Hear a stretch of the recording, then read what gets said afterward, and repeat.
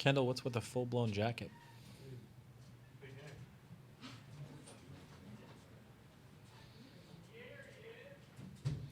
Okay, so tomorrow, if he's not in a full suit, it's going to be a problem. Yeah, let's hope he sticks with this game. All right. Yeah. I'm sure he'll win trucks. He'll have a truck stop. Might come here in a limo. Well, I know all that D1 baseball money. Yeah.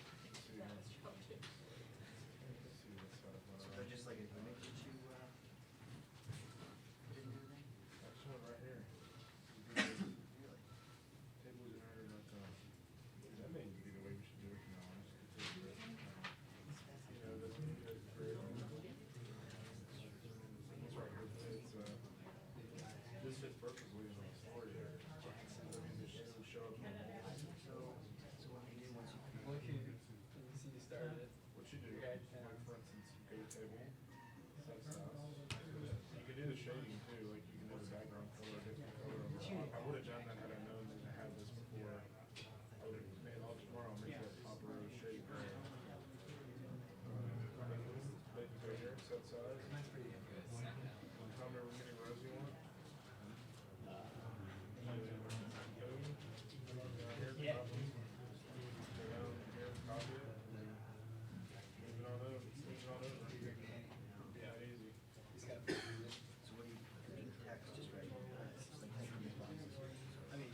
No, you just take this code, put it in the text code in WordPress instead of view, and then put all your. Yeah, so you like you take this just for example. Go to text at the top. You paste, and then go to visual, and that's what you see. And I just do I just go to heading 6 because the default text comes weird. You know, like the only weird thing about Georgia is some numbers kind of dip lower by nature with that font. So it looks kind of weird in the table. So you want to do like heading 6.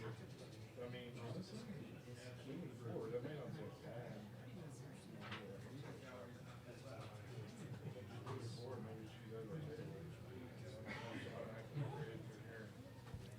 think I wanted to make it cute.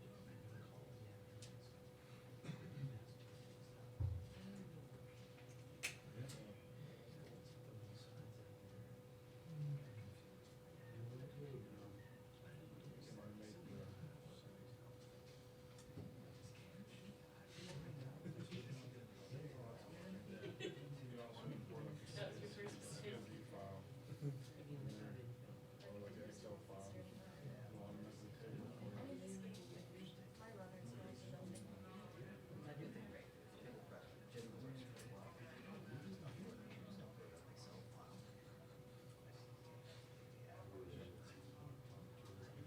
Well, I take your press, for instance, we're not in an area. But how many columns? You can't set the columns.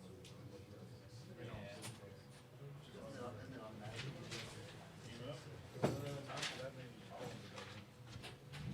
It would, but still.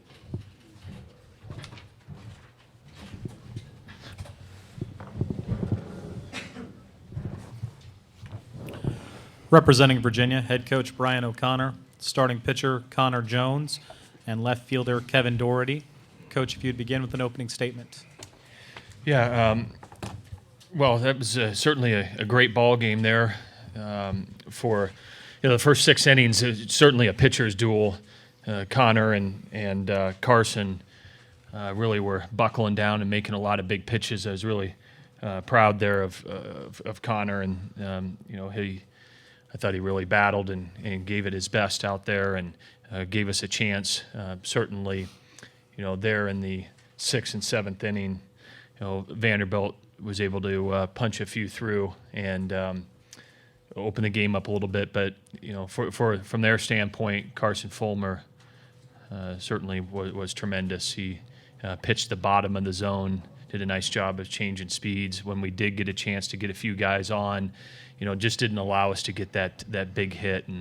And certainly he's worthy of all the accolades that he's received, and he's a tremendous competitor. But I'm proud of our guys. We've been in this situation before this year.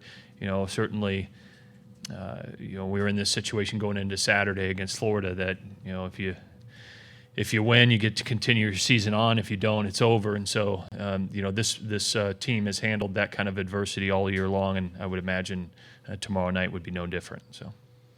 As I open the floor to questions, please remember to silence your phones, turn off video recording devices, and introduce yourself. Kendall, we'll start with you.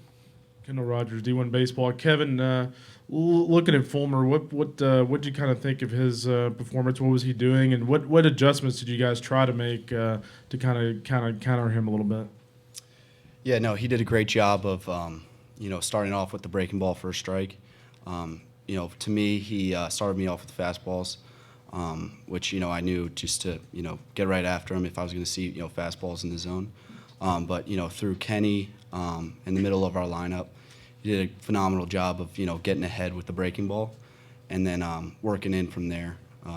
But he did a great job with all of his pitches. Mitch. Mitch Sherman, ESPN.com. Connor, the Vanderbilt lineup obviously has a lot of threats, and you got through what was the kind of the teeth of that in the sixth inning, and got to Toffee, maybe a freshman who, I don't know if you're expecting him to be able to come up with a hit like that, but what was your approach to pitching him in that situation with 2 on and 2 out? I was, obviously going to try to get ahead in the count early, but I was going to go right after him. It's not like there's a place to put him or anything, and I thought I made a pretty good pitch, and he got a hold of it. I mean, you got to credit him for that. He squared up and hit it well, and unfortunately it found a hole for us, but credit him with he squared up and got a hold of it pretty good. Jeff. Jeff White, VirginiaSports.com. Brian, you were in this situation last year after Game 1. You came back with Brandon, and he gave you that complete game. Who do you hand the ball to tomorrow? I don't know yet, Jeff.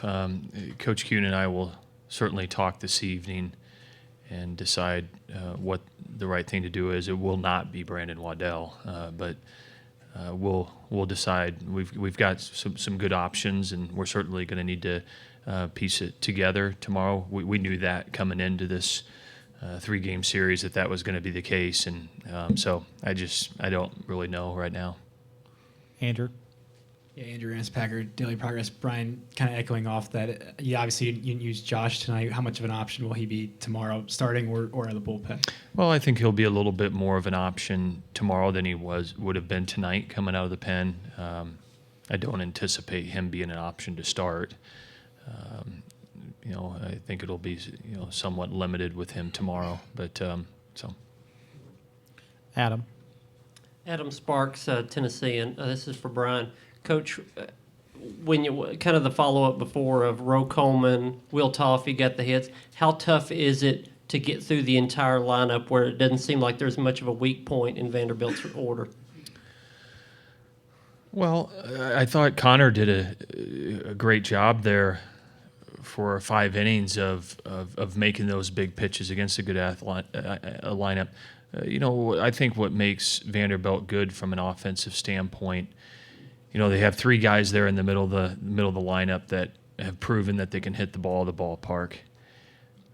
They're athletic. They have 5 guys in their lineup that I would consider 1-runners, which are very, very good runners, and that puts pressure on you. And they got a lot of guys that can steal a base throughout the lineup. That said, Connor was close to being able to execute it to get us through 6 or 7, and so. But they did a nice job. They're tough. They're competitive at the plate. You have to make your pitches. So, Aaron. Aaron Fitt, D1 Baseball.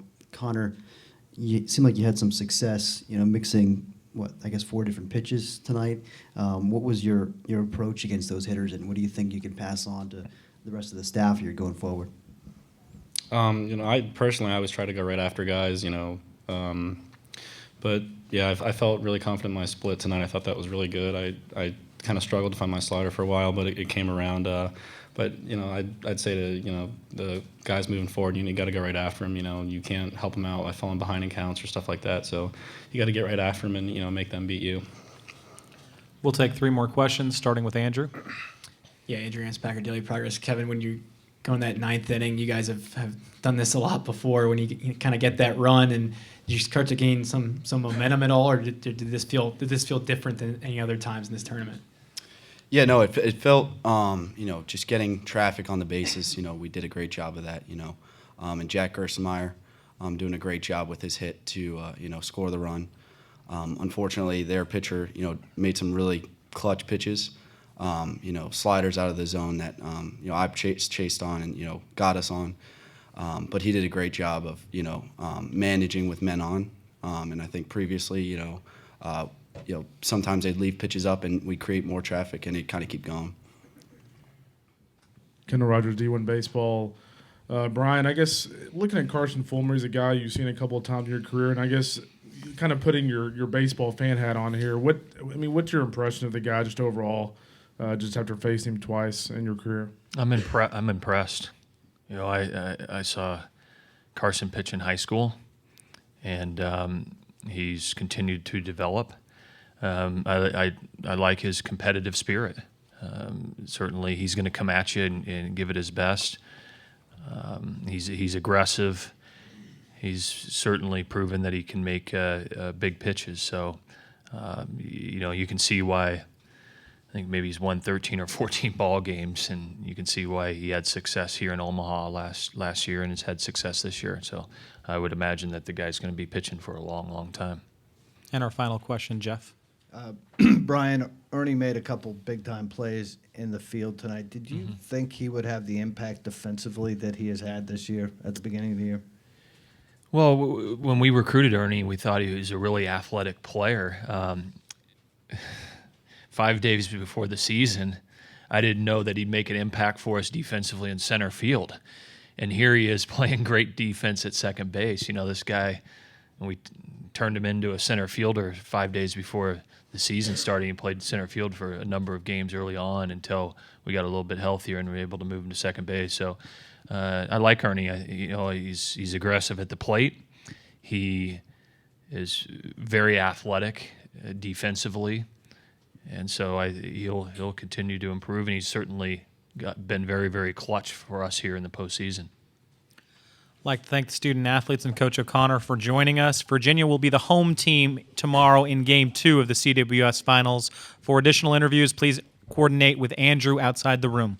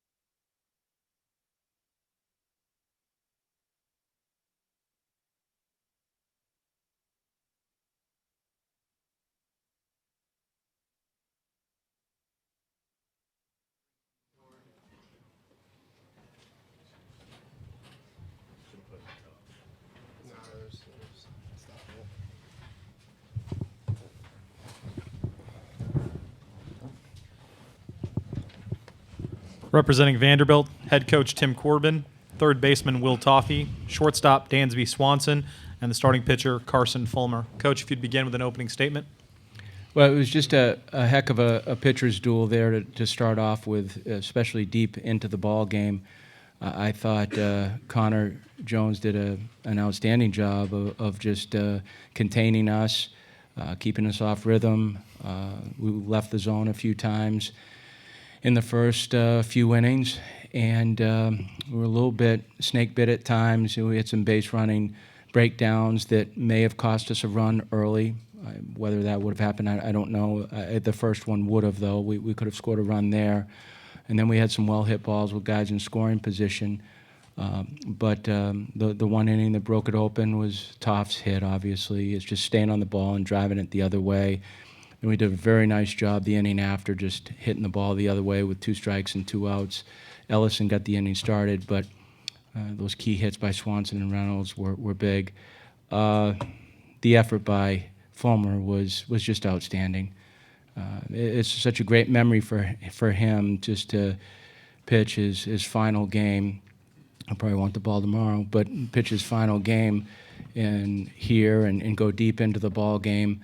I think in that eighth inning, it was the right time to get him, obviously. But personally, I was glad to be able to do that, so he would be able to address the crowd, and the crowd would be able to address him. But just a good effort by him, and then we played some good defense behind him as well. We'll open the floor to questions, beginning with Michael. Michael Nana, Baseball America. Carson, in that eighth inning when Coach came out to get you and you're walking off the mound and fans are standing and your teammates are greeting you, just what's going through your head and what's that moment like for you? Well, obviously, I mean, when I see Coach walking out, it's, I know that's it. And you got to put all frustration aside. And what made it big for me was not only did I have Coach there, but I had the whole infield. And I consider those guys my best friends, and along with the other guys on my team. And for me, being able to spend that moment with them and just look back on the brotherhood that we created, and on top with a win at the end of the game. So it's definitely a moment I'll remember for the rest of my life. And I couldn't have asked for it to happen any better. Kendall.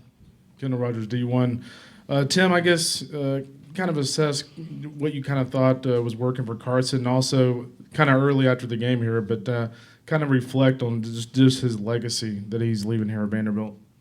Well, I think, speak about the game first, it was, I thought he just contained the strike zone. I thought he just hit the strike zone all night. The times that he didn't, a couple breaking balls got away from him, but even with first and second, one out, that's where you really see his compete factor. It's almost like he'll bend, but he's not going to break. He did such a nice job of pitching out of those innings. And then as the game progresses with him, he just gets stronger. I've used, I guess, Joe Frazier, the fighter, is kind of an analogy for him, because he just keeps coming and he keeps throwing punches and he's just looking for your jaw. He's not trying to maneuver around you.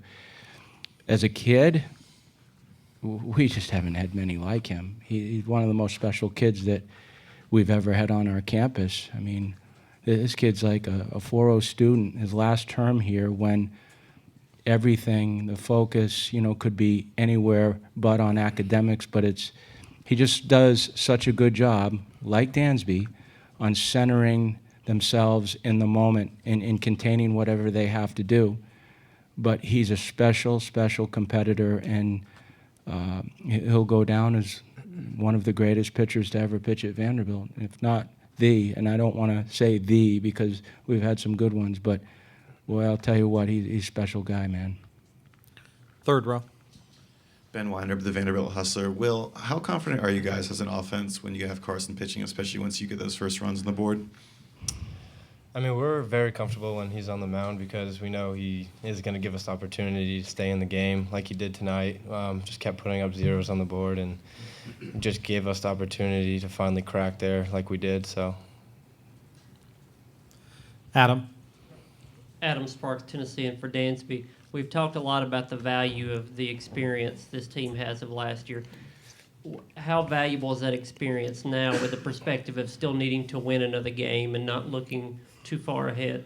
Well, I think, the thing that we've been preaching all year, even the past couple of years, is just staying in the moment, worrying about what we can control right now. And that's what we're going to do. We're going to worry about tomorrow when it gets here in our preparation, when it's time for that, and then the game when it gets there. So just like we always do, try and win innings, frame by frame. So. LeeVandySports.com. Will, you were at bat where you hit the double. Were you looking to go to left field, or was it just a split-second decision where there was a pitch in a place and it just happened that way? yeah, I mean, it was just a pitch in a place and happened that way. It was just an elevated fastball that was out over the plate and up, and just did my best to shoot it that way, and that's all. Jim. Jim Callis from MLB.com. Tim, obviously Carson's pitched a lot of great games at Vanderbilt, but given the circumstances and what's at stake tonight, is this the best you've seen him pitch in 3 years? I'm not going to say the best, because he's had so many. I mean, the Florida outing at home was special just because of how that game played out, and at the time that game was very important for us. He's had so many good games. The first game against Louisville last year to open up this thing, and just to come back on short rest against Virginia in Game 3 last year. I mean, you go on and on about him, and I think what is so consistent about him is kind of like Will said, he just gives you a chance to win every single time. The game never gets away from him, and the mentality is so consistent, and he takes such pride in gathering his teammates all the time. I mean, his legacy is the fact that every pitcher from this point forward for us won't get off the field until the rest of their teammates do, and that started from him. He just serves other people. I mean, he's just different. Mitch Sherman, ESPN.com. Tim, what were your feelings about Will coming up in that spot in the sixth inning with a couple runners on in a scoreless game? And also, Dansby, can you address your confidence in the freshman in that moment? Dansby, can you begin for us, please? Well, Toph's been great for us all year long. It's this point in the season where you can't really consider him a freshman anymore just because of all the experience he's had from, the fall, going to the Dominican, and then this whole season. So, he's got close to 100 games under his belt now, and, we trust him in all types of situations, whether it's defensively or offensively. So when we saw him come up there, we knew that he would come through. Well, Dansby mentioned the Dominican, and we did have him hitting up in the order all the way back to the fall, so we knew he was a mature hitter. What you saw there, his ability to go back and forth on both foul lines for a young kid is a special skill. But he's got good hands, he's got good eyesight, he contains himself well at the plate, and he's a very competitive kid. We'll take 3 more questions, starting with Michael. Michael Nana, Baseball America. Dansby, with as much as you and Carson have done together over the years, that moment there where he's coming off the mound, what's going through your head? Honestly, Corpse came out and it was just like, this is probably it. And it was just special to be able to see him be able to get acknowledged by the crowd and by, the guys on the team, just because he's meant so much to not only me, but, this team and the university as a whole. And to be able to see that recognition is something special. And, I love him to death. He's my best friend, so I always stand by his side. Tim, after the David Clymer from the Tennessee, and after the base running slip-ups early, kind of ironic that Xander Will beats out the infield single to get things going in the 6th, 2-out single. Yeah, well, we did have some base running miscues, but Xander's ball that he actually hit down the line towards the first baseman was well struck. And as I told the kids in the dugout after the game, is this game has a way of circling around and coming back and creating fair opportunities for you. And although it wasn't struck well, it was in the right spot of the field. And these things sometimes do happen. It's an erratic game. But, that other ball could have been over the first baseman's head and it was caught. So we just built an inning in maybe an awkward fashion, that ball, and then Brian walking, and then, of course, Will's great at bat. And our final question. Chris Lee, VandySports.com. Tim, what went into the decision to go with Kyle in the 9th? And was that just a predetermined thing that he's going to be my guy in the 9th, or was it something of the particular matchups there? No, it was we were either going to go Sheffield or Kyle Wright, and we chose to go with Kyle because he's been in that situation before. It's 5-0, so the game's still close, and we just wanted to put an end to it if we could. It got a little bit interesting there towards the end, but he did a nice job of pitching out of it. But I think we're in pretty good shape, bullpen-wise, with what we have coming back tomorrow. I'd like to thank the Vanderbilt student-athletes and Coach Corbin for joining us. For individual interviews, please coordinate with Vanderbilt SID Kyle outside the room.